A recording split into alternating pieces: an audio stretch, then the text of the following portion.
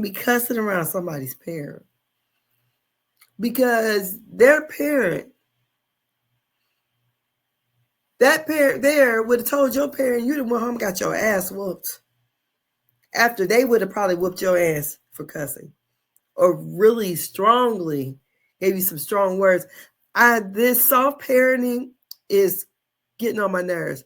This is some ghetto shit right here. I work in daycare. I have a daycare. And I see kids that have given me more respect than they gave their own parents.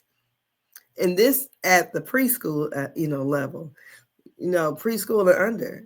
I get some of the kids back in the summer that I had for 10 years. My child care daycare facility is it's very diverse. But to see something like this, I mean, it really, really makes me want to cry. Thinking that I listened to a lady this evening, Really Be TV, and she's a school teacher. And where she's from, which is in the Washington, D.C. area, she spoke how they don't even give out detentions no more. And I wasn't even aware of that. She said, there is like no repercussions for these kids. These kids are not held accountable. So they can pretty much do whatever they want to do. And I came through, you was getting paddles. So you didn't want to get a paddle in school because your parent found out you got a paddle, you getting a whooping when you got home. So this soft parenting and this ghetto ratchetness, I mean, I went down the YouTube rabbit hole and I seen where some of the family members of the children, like it wasn't no big deal or nothing. But the community is upset because, if they thought that lady was pregnant, but she says she suffers from sickle cell and she had been back and forth out of the hospital. And that is the reason why, she's bloated like that.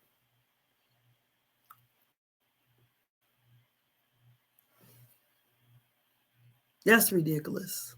Here you got a sickly woman. She walking both of her kids home. She said her son is 9 years old and had been bullied for 2 years. And I'm looking at these bigger kids. They're in middle school, clearly. And why do they want to fight this little boy?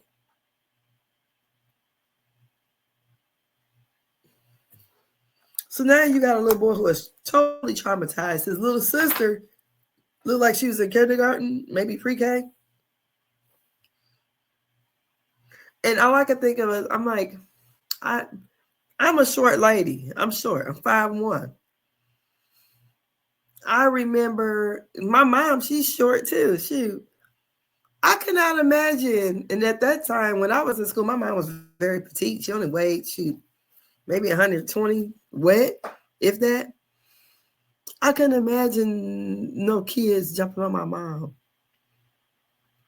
trying to walk you home from school because these kids are bullying you. So where I'm from, at least the rules used to be, until you made it home, if you got into any kind of fight or anything, you could be suspended. Because I remember when I was in middle school, I got jumped on the way home from school. And it was the Friday before spring vacation started. And I was in the 8th grade staying after for track practice. And these girls wanted to fight. And, I wasn't even sure who they was trying to fight. All I knew is I was on my way to band practice that day. And I played a clarinet. And the little girl, she was like in the 6th grade, came up to me with her sister and said I hit her. And I'm looking like, I don't even know you. What I look like is, I'm like, I don't know her. And she was smaller than me. Imagine that. And I'm, I'm 8th grade, think I'm all that. And saw that happen. And the girl, her sister said something. I'm like, I just kind of like, I don't even know what the hell she's talking about. I don't even know her. So after track practice, mind you, we walked home from school. We didn't have an activity bus or anything like that. But we walked home because most of the kids, even though I did catch the bus, but a lot of times I would just walk to school because we had to pay for our own bus pass. It was $2 a week. So my mom would give me the bus pass money. I used to spend it on the Inquirer, Michael Jackson stuff because I still was into Michael Jackson. But anyways, the girls, they came and we didn't know what was going on. It looked like a parade coming down the street.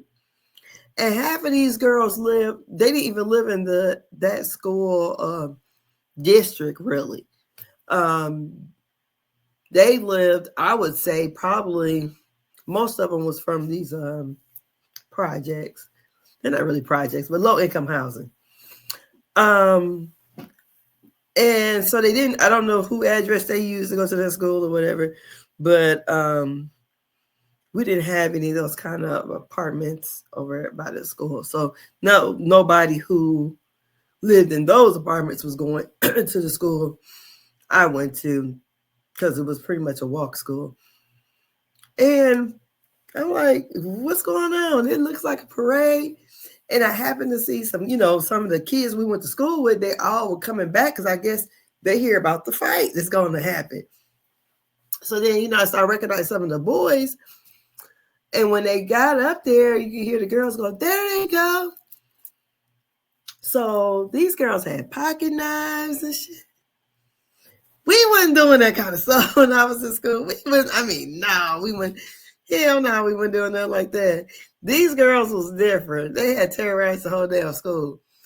One was talking about she was pregnant and shaved all the eyebrows off and painted them on. We weren't doing that when I was in school, honey. I still was sometimes wearing ponytails. So the girl go to fight. So they called me out first, and they had the little one come to fight me, because my heart is in my throat. It's pounding. I ain't never been really in no fight. I fought with my brothers and maybe my cousins. But I would never been in no fight where it looks like a street fight. And and I remember I had on some brand new Pumas. They were suede, blue and gray. And I kicked them off or whatever. And because I didn't want to mess up my shoes. And me and that girl, honey, I went to working on that little girl that all of them jumped. And I remember when I got home, before we can make it home, because we was fighting all up and down the street. And one lady, she came out because she was a mother of one of the girls I went to school with. And, kids back then, we ain't cuss in front of adults. So we didn't do that kind of stuff. So she came out there trying to figure out what was going on. The girl that was sent her little sister to fight me, then she jumped in it. She got to crying, talking about, I'm pregnant. We all looking like, what? What the hell? The girl looked like she was old enough to be our mamas, with the short hair and the drawn on eyebrows. We just weren't doing this. This was 1980, spring 1986. So I was still 13. I hadn't turned 14 yet. And we all looking like, what? So then the adult lady, she was like, hey, you can't be fighting a pregnant girl. I'm like, I wasn't trying to fight her. She's fighting me.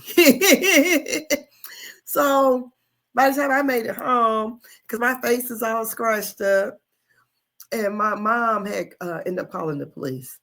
So she called the police, and the word got back to school what had happened. So those girls were suspended, ultimately expelled. Like I said, they came into the school. They was trying to fight. They were trying to bully a lot of people. And it took that one fight to get rid of them. But it was just like, it was crazy because I had probably like 5 girls jump me. And then the guys that was there was getting those girls off of me, which was crazy. So I really sympathize with this woman, and this little boy is going to be traumatized. I bet you never in life again that'll happen to his mama in front of him. When my granddaughter saw it, she's 13. She's in 8th grade. And she just got so upset. Because what kind of kid fights an adult for no reason. It wasn't like kids were out there fighting and the adult jumped in it and then the adult started fighting. No, this poor woman who had sickle cell was getting, beat up by these kids. And I just said, what if for some reason, oh Lord, what didn't happen here?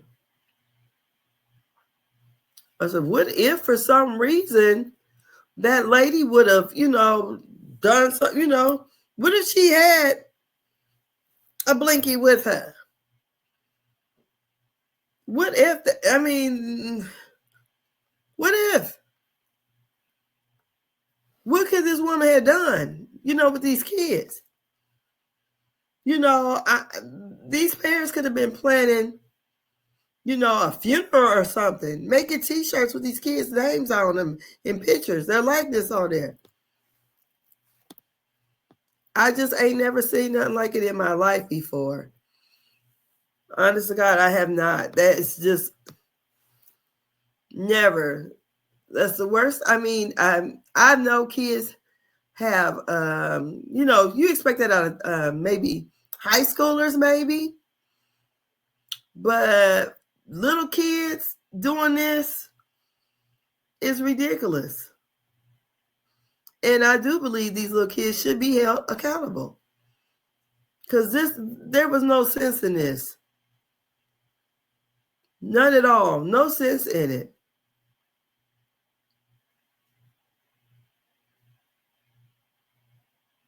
None. This little boy, he is scared. Truly scared.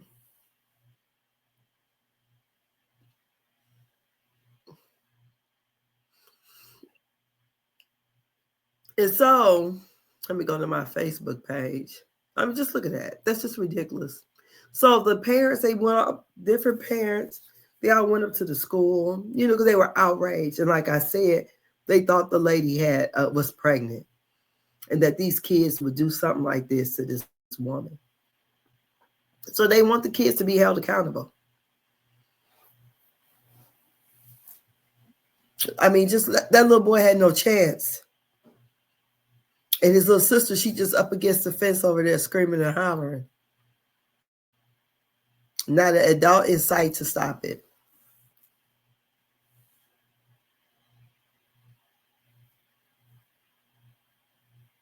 That just,